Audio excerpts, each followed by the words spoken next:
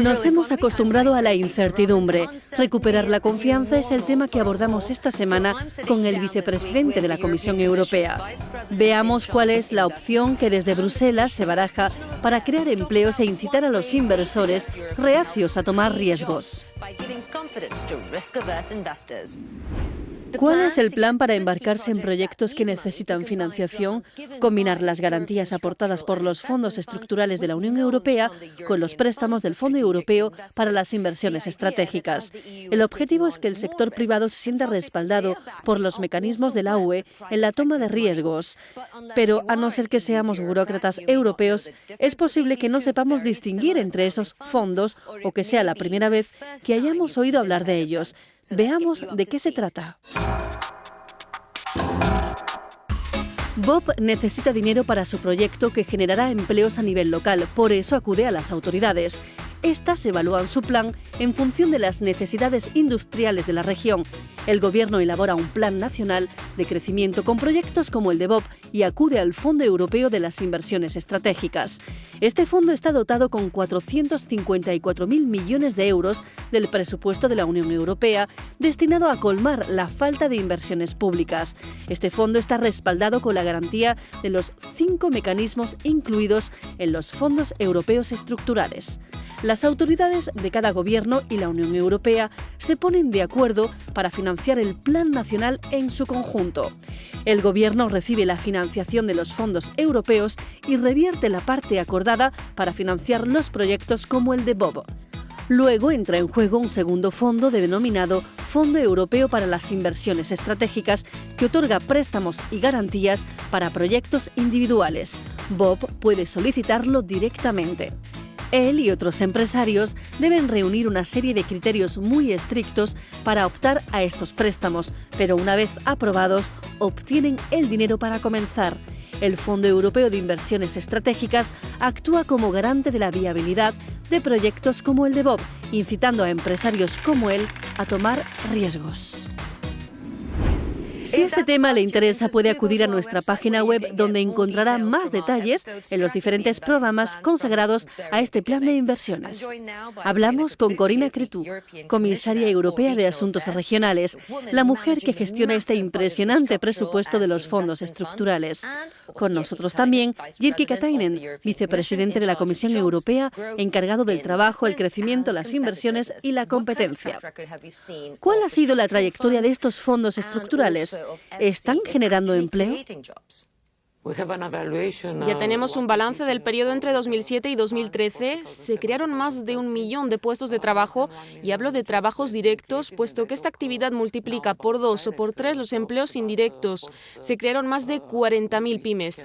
Esperamos que los resultados sean mucho mayores durante el periodo que va desde 2014 hasta 2020. Se invertirán unos 600.000 millones de euros en los 28 países miembros.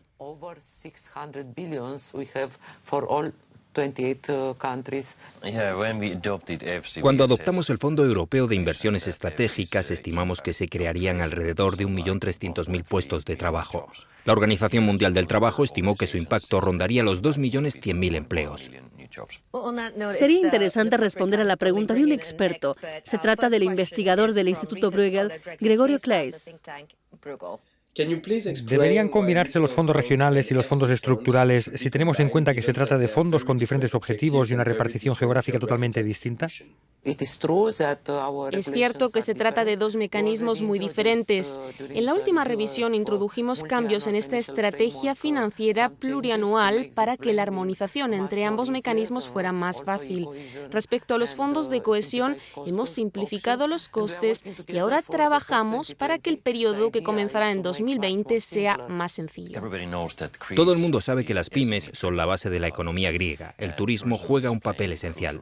Las pymes no consiguen préstamos de los bancos que no pueden financiarse. Podríamos establecer plataformas de inversión destinadas a las pymes que operan en el sector turístico, alimentadas por los fondos estructurales europeos. A esto se añadiría el sector privado, que también podría aportar capital, aunque a largo plazo el Fondo Europeo de Inversiones Estratégicas puede actuar de prestamista para las pymes. ¿Cree que existe un problema de sinergias? Se trata de buscar la mejor manera de combinar las diferentes fuentes de financiación. Hablamos de financiación a largo plazo. Cuando se trata de un proyecto arriesgado, los inversores privados se sienten más seguros, puesto que tienen acceso al Fondo Europeo de Inversiones Estratégicas, la política de cohesión y los inversores privados, garantías para que sus proyectos se asienten sobre bases sólidas. ¿Va a haber nuevas reducciones en sectores ya financiados por los fondos estructurales, como por ejemplo las universidades? Vamos a dar prioridad a la investigación, a la innovación, a lo digital y a reducir las inversiones en infraestructuras. Sabemos que es una necesidad específica en Europa Central y del Este, donde la conectividad es un tema importante. Por eso debemos acompañar a estos países en proyectos sobre innovación. Si tuviera que apostar por una opción, yo diría que la mayor parte de los fondos estructurales seguirán siendo una especie de subsidio financiero en el futuro. Pero también apostaría por otros instrumentos financieros, ya que a veces es más eficiente utilizar el dinero público o los fondos europeos. Un tema interesante sobre el que nos habla otro experto, Matthias Doll, del Centro de Investigación Económica Europea en Alemania. Hablo de una visión más a largo plazo para el Fondo Europeo de Inversiones Estratégicas a partir de 2020. En un informe europeo se habla de la posibilidad de convertir este fondo en un mecanismo de estabilización para la eurozona. ¿Es una opción viable? Este fondo no es el mejor. Vemos, por ejemplo, que hay estabilizadores automáticos a nivel de los Estados miembros, como los subsidios por desempleo. Cuando el paro sube, las ayudas juegan un papel importante para estabilizar la situación. Si se amplía el Fondo Europeo de Inversiones Estratégicas, puede ser una herramienta para suplir los fallos del mercado en los países menos desarrollados. No quisiera exagerar el papel que desempeña este Fondo Europeo como estabilizador, pero creo que podría jugar un rol importante en el futuro.